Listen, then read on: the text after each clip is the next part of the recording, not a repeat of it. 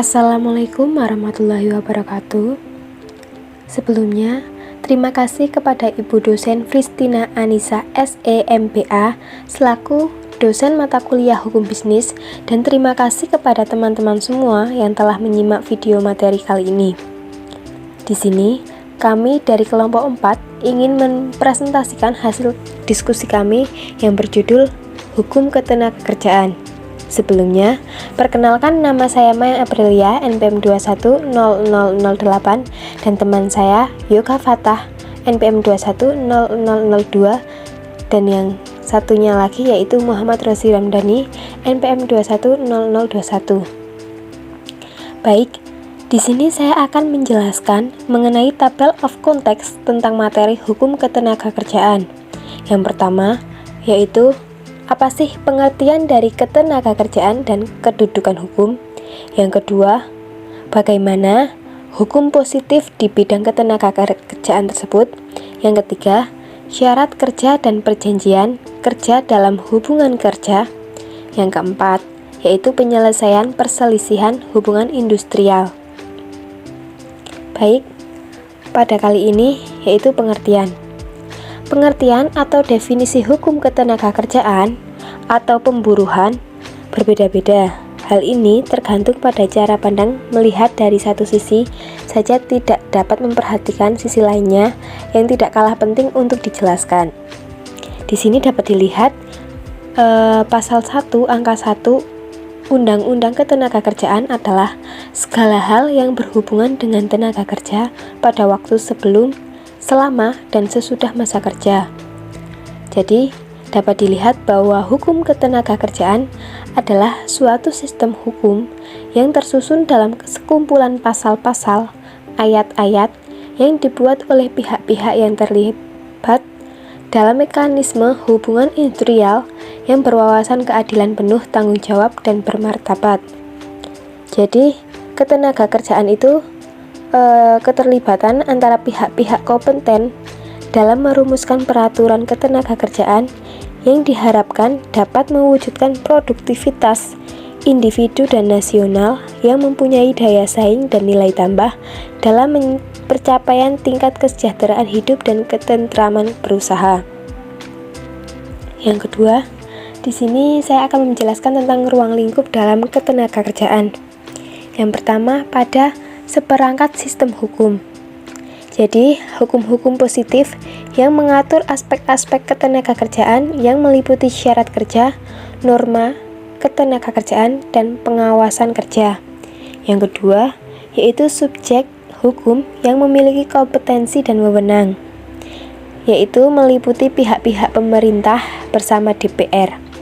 Yang ketiga, yaitu mengatur aspek-aspek ketenagakerjaan. Di sini, syarat kerja adalah sejak terjadinya hubungan kerja, atau norma kerja adalah dalam proses hubungan kerja yang mengejawartakan aspek hak dan kewajiban yang seimbang. Pengawasan kerja adalah keterlibatan instansi pemerintah dalam pelaksanaan hubungan kerja agar terciptanya keselarasan dan keseimbangan antara pihak kerja. Yang keempat, yaitu kesejahteraan hidup dan ketentraman berusaha. Jadi, dapat dilihat bahwa terdapat imbalan atau jasa yang diberikan, maka pekerja diharapkan dapat menggapai tingkat kesejahteraan hidup yang layak. Sementara, perusahaan dalam kondisi hubungan kerja yang kondusif dapat memperlangsungkan kegiatan produksinya secara tentram dan terhindar dari hal-hal yang dapat menimbulkan konflik dan pertikaian. Untuk yang slide selanjutnya, yaitu kedudukan hukum ketenagakerjaan. Permasalahan awal dari hukum ketenagakerjaan adalah terkait perjanjian kerja antara buruh dan pengusaha, yakni hanya menyangkut kepentingan perdata. Dalam hal ini berarti terkait dengan aspek hukum perdata. Permasalahan-permasalahan ketenagakerjaan yang kemudian muncul dalam suatu perselisihan atau permasalahan yang dirasakan perlu untuk intervensi dan otoritas dari pemerintah Hal ini menjadikan kondisi bahwa hukum ketenagakerjaan sudah masuk ke dalam ranah hukum publik, baik dalam aspek hukum tata usaha negara atau hukum pidana. Di situ dapat digambarkan skema dan penjelasan mengenai hukum ketenagakerjaan dalam sistem hukum Indonesia sebagai berikut.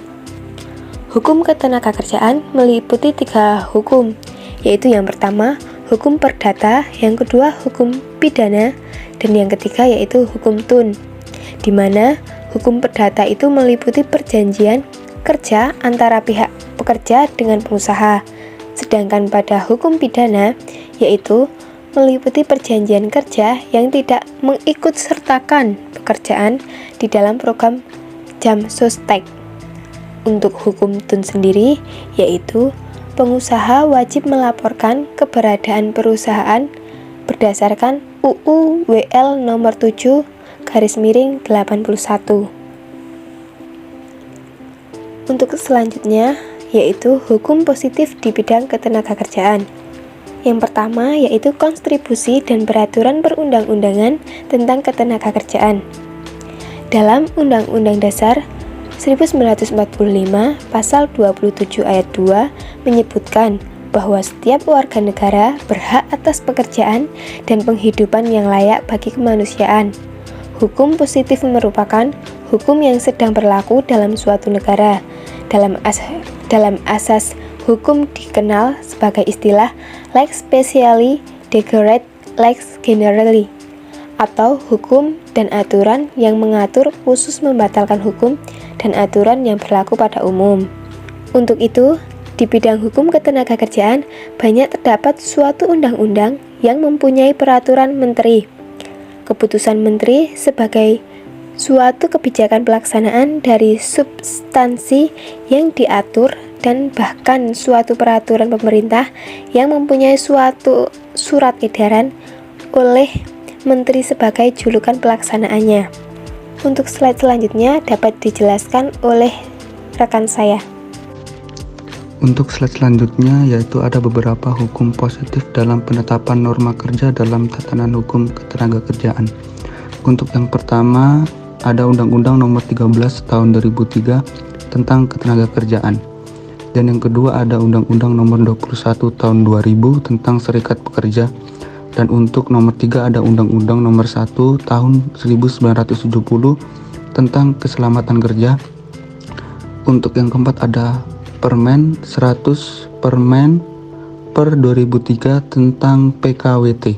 Dan yang terakhir ada Undang-Undang Nomor 3 Tahun 1992 tentang jam sostek. Ada juga putusan Mahkamah Konstitusi terhadap pasal-pasal dalam Undang-Undang Nomor 13 Tahun 2003 tentang hukum ketenagakerjaan.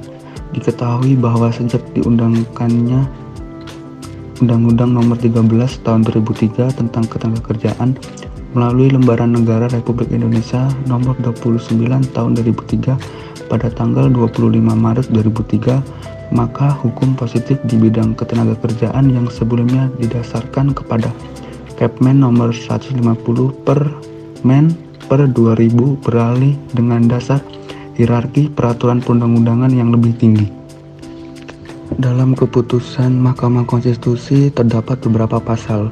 Untuk pasal yang pertama yaitu pasal 137 tentang mogok kerja dan pasal 138 per 1 tentang mengajak pekerja atau buruh lain untuk mogok kerja dan tidak melanggar hukum. Yang kedua yaitu pasal 153 ayat 1 tentang ketenagakerjaan dinyatakan, yaitu pengusaha dilarang melakukan pemutusan hubungan kerja. Dan selanjutnya yaitu pasal 158 dan 158 per 1 yaitu tentang PHK akibat melakukan kesalahan berat. Dan untuk yang pasal 159 isinya dengan dinyatakan tidak berlaku lagi. Selanjutnya dalam putusan Mahkamah Konstitusi adapun pasal 160 per 1 tentang pekerja atau buruh ditahan oleh pihak yang berwajib. Dan untuk pasal 96 keputusan Mahkamah Konstitusi nomor 100 per PUU strip 10 per 2013 dinyatakan tidak berlaku lagi. Dan untuk pasal 170 dan 171 menyangkut tentang pasal 158 per 1, tidak mempunyai kekuatan hukum mengikat. Dalam syarat kerja dan perjanjian kerja dalam hubungan kerja. Untuk syarat kerja sendiri ada 4 unsur. Unsur pertama yaitu adanya pekerja, unsur kedua adanya upah, unsur ketiga adanya perintah, dan unsur yang terakhir adanya waktu tertentu.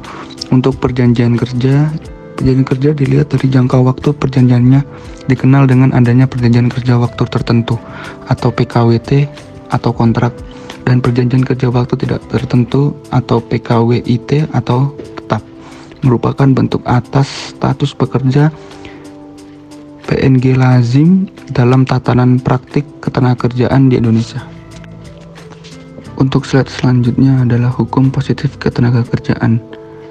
Dapat dibedakan dari PKWT dan PKWTT dalam pro kontrak praktik ketenagakerjaan.